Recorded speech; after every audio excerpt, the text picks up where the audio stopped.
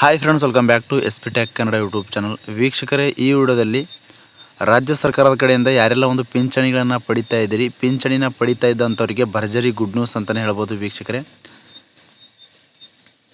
ಯಾರೆಲ್ಲ ಒಂದು ರಾಜ್ಯ ಸರ್ಕಾರದ ಕಡೆಯಿಂದ ನೀವು ಸಂಧ್ಯಾ ಸುರಕ್ಷಾ ಯೋಜನೆ ಪಿಂಚಣಿನ ಪಡಿತಾ ಇರ್ಬೋದು, ಇಂದಿರಾ ಗಾಂಧಿ ರಾಷ್ಟ್ರೀಯ ವೃದ್ಧಾಪ್ಯ ಯೋಜನೆ ಪಿಂಚಣಿನ ಪಡಿತಾ ಇರ್ಬೋದು, ಮನಸ್ವಿನಿ ಪಿಂಚಣಿನ ಪಡಿತಾ ಇರ್ಬೋದು, ಮೈತ್ರಿ ಪಿಂಚಣಿನ ಪಡಿತಾ ಇರ್ಬೋದು, ಅಂಗವಿಕಲ ಪಿಂಚಣಿನ ಪಡಿತಾ ಇರ್ಬೋದು, ವಿಧವಾ ವೇತನ ಪಿಂಚಣಿನ ಪಡಿತಾ ಇರ್ಬೋದು. ಈ ರೀತಿಯಾಗಿ ಸರ್ಕಾರದ ಕಡೆಯಿಂದ ಯಾರೆಲ್ಲ ಒಂದು ಪಿಂಚಣಿಗಳನ್ನು ಪಡಿತಾ ಇದ್ದೀರಿ, ಅದರಲ್ಲಿ ಬಹಳಷ್ಟು ಜನರು ನಮಗೆ ಸೆಪ್ಟೆಂಬರ್ ತಿಂಗಳ ಪಿಂಚಣಿ ಹಣ ಯಾವಾಗ ಬರುತ್ತೆ, ಯಾವಾಗ ನಮಗೆ ಜಮಾ ಆಗುತ್ತೆ ಅಂತಕ್ಕಂಥ ಕಮೆಂಟ್ಗಳನ್ನು ಮಾಡ್ತಾಯಿದ್ರಿ.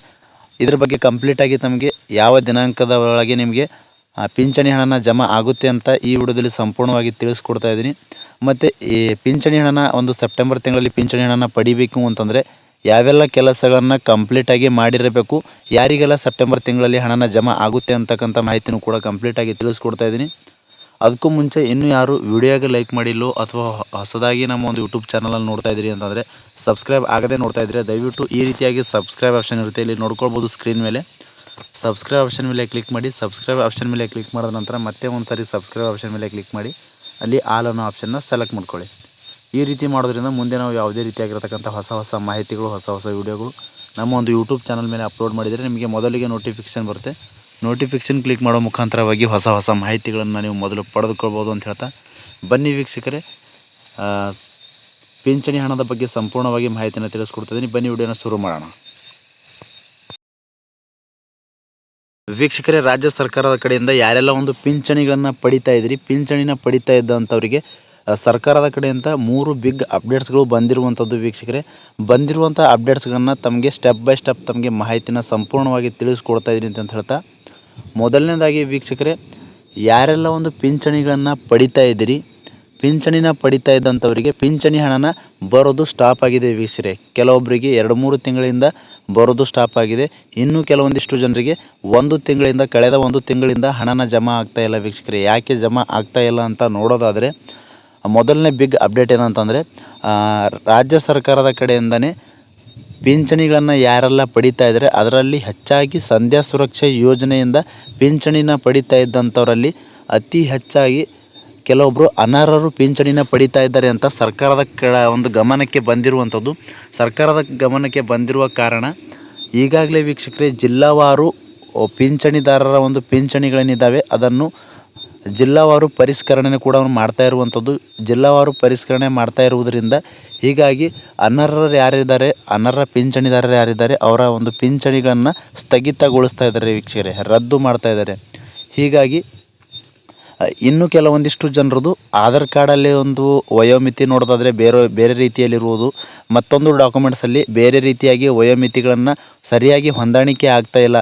ಆಧಾರ್ ಕಾರ್ಡಲ್ಲಿ ಒಂದು ಥರ ಮತ್ತು ಬೇರೆ ಒಂದು ಡಾಕ್ಯುಮೆಂಟ್ಸ್ಗಳಲ್ಲಿ ರೇಷನ್ ಕಾರ್ಡಲ್ಲಾಗಿರ್ಬೋದು, ಈ ರೀತಿಯಾಗಿ ಡಾಕ್ಯುಮೆಂಟ್ಸ್ಗಳಲ್ಲಿ ಮತ್ತು ಬ್ಯಾಂಕ್ ಪಾಸ್ಬುಕ್ಕಲ್ಲಿ ಬೇರೆ ಡೇಟ್ ಆಫ್ ಬರ್ತು ಬೇರೆ ಒಂದು ಮಾಹಿತಿಗಳು ಇರುವುದರಿಂದ ಹೀಗಾಗಿ ಅಂಥವರ ಒಂದು ಪಿಂಚಣಿಗಳನ್ನು ಕೂಡ ಒಂದು ತಡೆ ಹಿಡಿದಿರುವಂಥದ್ದು. ಹೀಗಾಗಿ ಯಾರೆಲ್ಲ ಈ ರೀತಿಯಾಗಿ ಪಿಂಚಣಿಗಳನ್ನು ತಡೆ ಹಿಡಿದಿದ್ದಾವೆ, ಕಳೆದ ಒಂದು ತಿಂಗಳಿಂದ ಪಿಂಚಣಿನ ಬರ್ತಿಲ್ಲ ಅಂತಂದರೆ ನೀವು ನಿಮ್ಮ ಒಂದು ಎಲ್ಲ ದಾಖಲೆಗಳನ್ನು ಸರಿಪಡಿಸಿಕೊಂಡು ನೀವು ಕಂದಾಯ ಇಲಾಖೆಗೆ ನಿಮ್ಮ ದಾಖಲಾತಿಗಳನ್ನು ಸಬ್ಮಿಟ್ ಮಾಡಬೇಕಾಗುತ್ತೆ. ಸಬ್ಮಿಟ್ ಮಾಡಿದಾಗ ಮತ್ತೆ ನಿಮ್ಮ ಒಂದು ಪಿಂಚಣಿ ಏನಿದೆ ಯಥಾಸ್ಥಿತಿಯಾಗಿ ಚಾಲ್ತಿಯಲ್ಲಿ ಮಾಡುವಂಥದ್ದು. ವೀಕ್ಷಕರೇ, ಇನ್ನು ಕಳೆದ 2-3 ತಿಂಗಳಿಂದ ಪಿಂಚಣಿನ ಬಂದಿಲ್ಲ ಅಂತಂದರೆ ನೀವು ನಿಮ್ಮೊಂದು ಕಂದಾಯ ಇಲಾಖೆಯಲ್ಲಿ ಒಂದು ತಹಸೀಲ್ದಾರ್ ಕಚೇರಿಗೆ ಹೋಗಿ ಅಲ್ಲಿ ಒಂದು ಪಿಂಚಣಿ ವಿಭಾಗಕ್ಕೆ ಅಧಿಕಾರಿಗಳಿಗೆ ಸಂಬಂಧಪಟ್ಟಂತೆ ನಿಮ್ಮ ಒಂದು ದಾಖಲಾತಿಗಳನ್ನು ಸಬ್ಮಿಟ್ ಮಾಡಿದ್ರೆ ಮತ್ತೆ ನಿಮಗೆ ಒಂದು ಪಿಂಚಣಿ ಹಣ ಇದೆ ಅದನ್ನು ಕಂಪ್ಲೀಟಾಗಿ ಚಾಲ್ತಿಯಲ್ಲಿ ಮಾಡಿಕೊಡ್ತಾರೆ. ವೀಕ್ಷಕರೇ, ರಾಜ್ಯ ಸರ್ಕಾರದ ಕಡೆಯಿಂದ ಒಂದು ಅರ್ಹತೆ ಉಳ್ಳವರಿಗೆ ಪಿಂಚಣಿ ಸಿಗುವ ದೃಷ್ಟಿಕೋನ ಇಟ್ಟುಕೊಂಡು ಈ ಒಂದು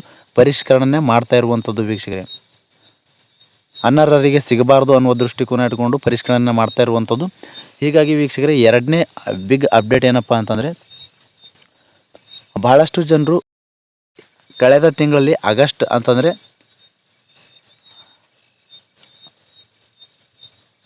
ಜುಲೈ ತಿಂಗಳಲ್ಲಿಯೂ ಕೂಡ ಕೆಲವೊಬ್ಬರಿಗೆ ಪಿಂಚಣಿ ಅನ್ನೋದು ಜಮಾ ಆಗಿಲ್ಲ. ವೀಕ್ಷಕರೇ, ಇನ್ನು ಈ ಒಂದು ಆಗಸ್ಟ್ ತಿಂಗಳದ ಪಿಂಚಣಿನೂ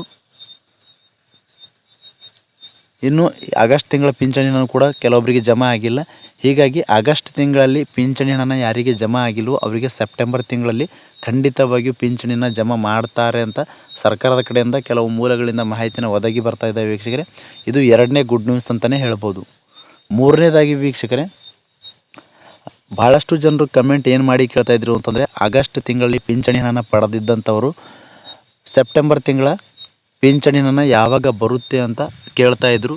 ಅದಕ್ಕೋಸ್ಕರ ಈ ವಿಡಿಯೋದಲ್ಲಿ ಸೆಪ್ಟೆಂಬರ್ ತಿಂಗಳ ಒಂದು ಪಿಂಚಣಿ ಹಣ ಯಾವಾಗ ಬರುತ್ತೆ ಅಂತಂದರೆ ಸೆಪ್ಟೆಂಬರ್ 1ನೇ ತಾರೀಕಿನಿಂದ 8ನೇ ತಾರೀಕು ಒಳಗಾಗಿ ನಿಮಗೆ ಸಂಧ್ಯಾ ಸುರಕ್ಷಾ ಯೋಜನೆ ಪಿಂಚಣಿ ಆಗಿರ್ಬೋದು, ಇಂದಿರಾ ಗಾಂಧಿ ರಾಷ್ಟ್ರೀಯ ವೃದ್ಧಾಪ್ಯ ಯೋಜನೆ ಪಿಂಚಣಿ ಆಗಿರ್ಬೋದು, ವಿಧವಾ ವೇತನ ಪಿಂಚಣಿ ಆಗಿರ್ಬೋದು, ಮನಸ್ವಿನಿ ಪಿಂಚಣಿ ಆಗಿರ್ಬೋದು, ಮೈತ್ರಿ ಪಿಂಚಣಿ ಆಗಿರ್ಬೋದು, ವಿಧವಾ ವೇತನ ಪಿಂಚಣಿ ಆಗಿರ್ಬೋದು, ಅಂಗವಿಕಲ ಪಿಂಚಣಿ ಆಗಿರ್ಬೋದು, ಯಾರೆಲ್ಲ ಈ ರೀತಿಯಾಗಿ ಪಿಂಚಣಿಗಳನ್ನು ಪಡಿತಾ ಇದ್ದೀರಿ ಅಂಥವ್ರೆಲ್ಲರಿಗೂ ಕೂಡ 1ನೇ ತಾರೀಕಿನಿಂದ 8ನೇ ತಾರೀಕು ಒಳಗಾಗಿ ನಿಮಗೆ ಒಂದು ಪಿಂಚಣಿ ಹಣನ ಜಮಾ ಆಗುತ್ತೆ ಅಂತ ಸರ್ಕಾರದ ಕಡೆಯಿಂದ ಬಂದಿರುವಂಥ ಮಾಹಿತಿಯನ್ನೇ ತಮಗೆ ತಿಳಿಸ್ಕೊಡ್ತಾ ಇದ್ದೀನಿ. ಸರ್ಕಾರದ ಕಡೆಯಿಂದ ಬಂದಿರುವಂಥ 3 ಅಪ್ಡೇಟ್ಸ್ಗಳನ್ನು ತಮಗೆ ಸ್ಟೆಪ್ ಬೈ ಸ್ಟೆಪ್ ತಮಗೆ ಮಾಹಿತಿನ ತಿಳಿಸ್ಕೊಟ್ಟಿದ್ದೀನಿ. ಮತ್ತು ಏನಾದರೂ ಪಿಂಚಣಿ ಯೋಜನೆಗೆ ಸಂಬಂಧಪಟ್ಟಂತೆ ಡೌಟ್ಸ್ ಇದ್ದರೂ ಕೂಡ ಕಮೆಂಟ್ ಬಾಕ್ಸಲ್ಲಿ ಕಮೆಂಟ್ ಮಾಡಿ. ಅಂತಹ ಕಮೆಂಟ್ಗಳಿಗೆ ನಾನು ಆದಷ್ಟು ರಿಪ್ಲೈ ಮಾಡೋದಕ್ಕೆ ಪ್ರಯತ್ನ ಮಾಡ್ತೀನಿ ಅಂತ ಹೇಳ್ತಾ, ಫ್ರಮ್ ಬಿಗಿನಿಂಗಿಂದ ಎಂಡ್ವರೆಗೂ ವಿಡಿಯೋ ನೋಡಿದ್ದಕ್ಕಾಗಿ ತಮ್ಮೆಲ್ಲರಿಗೂ ಹೃದಯಪೂರ್ವಕ ಧನ್ಯವಾದಗಳು ಸ್ನೇಹಿತರೆ. ಮತ್ತೆ ಇದೇ ರೀತಿಯಾಗಿರ್ತಕ್ಕಂಥ ಮಾಹಿತಿಯೊಂದಿಗೆ ಭೇಟಿ ಆಗ್ತಿರೋಣ. ಅಲ್ಲಿವರೆಗೂ ನಮಸ್ಕಾರ.